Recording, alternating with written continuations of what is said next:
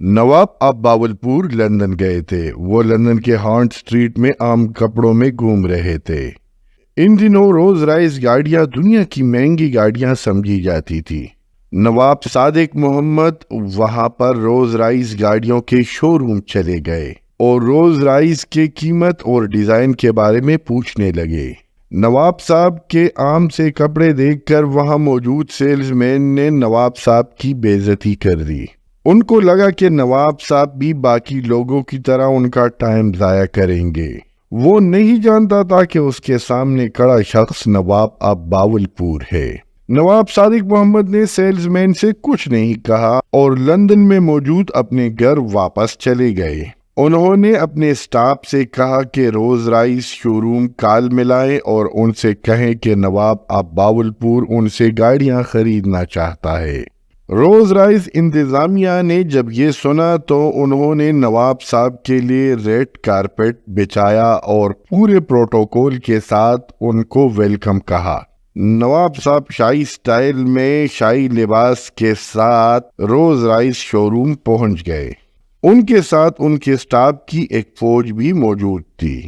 شو روم میں اس وقت 6 گاڑیاں موجود تھی جو کہ 6 کے 6 نواب صاحب نے خریدی اور انہیں پاکستان امپورٹ کرنے کا حکم دیا۔ نواب صاحب کے پاکستان پہنچنے کے کچھ عرصہ بعد 6 کے 6 گاڑیاں ڈیلیور ہوئی۔ اس کے بعد نواب صاحب نے جو قدم اٹھایا وہ کسی نے سوچا بھی نہیں تھا۔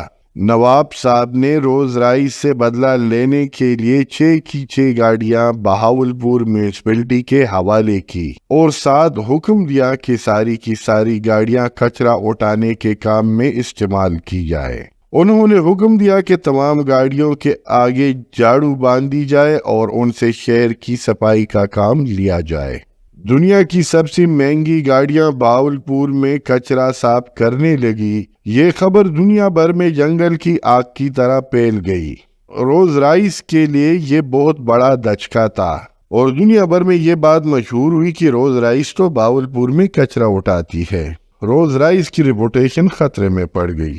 روز رائس کی انتظامیہ نے پورے معاملے کی انکوائری کرائی۔ نتیجتاً انہوں نے نواب اب باولپور سے باضابطہ معافی مانگی اور ساتھ میں نواب صاحب سے درخواست کی کہ روز رائس سے کچرا اٹھانے کا کام بند کیا جائے۔ روز رائس نے مزید کچھ گاڑیاں نواب صاحب کو تحفے میں بھیجی۔ نواب صاحب نے یہ سب کچھ روز رائس کو سبق سکھانے کے لیے کیا تھا۔ نواب صاحب کو بھی احساس ہوا کہ ان کا مقصد حاصل ہو چکا ہے۔